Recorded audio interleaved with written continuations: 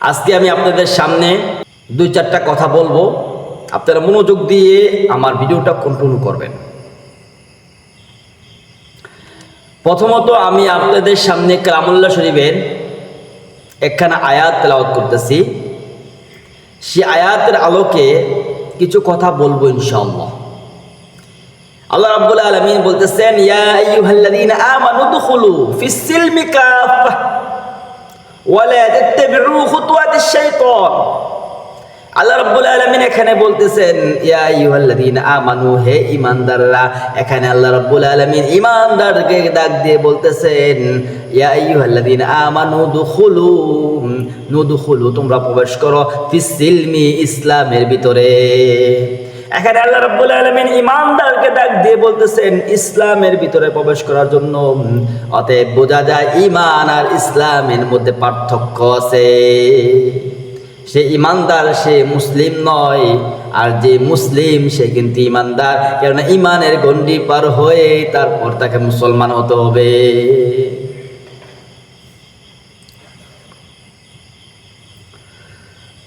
মুসলিম যে ব্যক্তি, সে ব্যক্তি তো আল্লাহ রাব্বুল আলামিনের হুকুম এবং রাসূল সাল্লাল্লাহু আলাইহি সাল্লামের তরিকার মধ্যে সে আত্মসমর্পণ করেছে।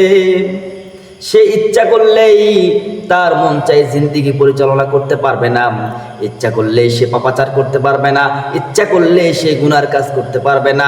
যখন যে কাজ করবে আল্লাহর হুকুম সেই কাজের প্রতি কি বলেছে রাসূল সাল্লাল্লাহু আলাইহি সাল্লামের হাদিস সেটাকে সমর্থন করে কিনা, সেই দৃষ্টিকোণ থেকে সে কাজ করতে পারবে। অন্যায় কাজ, জুলুম কাজ, খারাপ কাজ সে করতে পারে না। এখানে আল্লাহ রাব্বুল আলামিন বলতেছেন, ইয়া আইয়ুহাল্লাযীনা আমানু দুখুলু, হে ঈমানদাররা, ফিস সিলমি কাফা ওয়া লা তাত্তাবিউ খুতুওয়াতিশ শাইতান, তোমরা ইসলামের মধ্যে পরিপূর্ণ প্রবেশ করো। ফিস সিলমি কাফা, এবং পরিপূর্ণ প্রবেশ করতে হবে। আজকে একটা মানলাম আর একটা মানলাম না, এটা চলবে না। সকল কিছুই আমাদেরকে মানতে হবে, সব বিধান আমাদেরকে মাথা পেতে মেনে নিতে হবে। ওয়ালা তাত্তাবিউ খুতুওয়াতিশ শাইতান, এবং শয়তানের পদঙ্ক থেকে আমাদেরকে দূরে থাকতে হবে, শয়তান রাস্তা থেকে আমাদেরকে দূরে থাকতে হবে, শয়তানি সমস্ত পথ এবং মত থেকে আমাদেরকে দূরে থাকতে হবে। আমাদের ব্যক্তিগত জীবন, পারিবারিক জীবন, সামাজিক জীবন, অর্থনৈতিক জীবন, যত সেক্টর আছে আমাদের অর্থনীতি জীবনের মধ্যে, যেরকম আমাদের সুদ ভিত্তিক সমাজ ব্যবস্থা থেকে বের হয়ে আসতে হবে। আমাদেরকে সুদ মুক্ত জীবন আমাদেরকে উপহার দিতে হবে আল্লাহকে। আমাদের জান কে দিয়েছে বলুন? আমাদের মাল কে দিয়েছে বলুন? আমাদের সময়টা কে দিয়েছে বলুন? আমাদের জান, মাল, আমাদের সময় সব কিছু দিয়েছেন কে? আল্লাহ। সে আল্লাহর গুণকীর্তন করতে হবে, মানুষের কোনো তাবেদারি করা যাবে না। সে আল্লাহর গুণকীর্তন যদি আমরা করতে পারি, সেই মালিকের দেওয়া বিধান যদি আমরা মানতে পারি, তাহলে আমরা শয়তানের পদঙ্ক থেকে অনুসরণ করা থেকে বিরত থাকতে পারলাম। আর শয়তানের পদঙ্ক থেকে অনুসরণ করা থেকে যখন বিরত থাকতে পারলাম, তখনই আমরা পরিপূর্ণ মুসলমান হতে পারলাম। আর সেই জন্য আল্লাহ রাব্বুল আলামিন ঈমানদারদেরকে মুসলমান হতে বলেছেন। সমস্ত পাপাচারী ছেড়ে, সমস্ত জুলুম ছেড়ে, সমস্ত অন্যায় ছেড়ে, সমস্ত প্রকার খারাপি ছেড়ে তাদেরকে মুসলমানের দাওয়াত দিয়েছেন কে বলুন?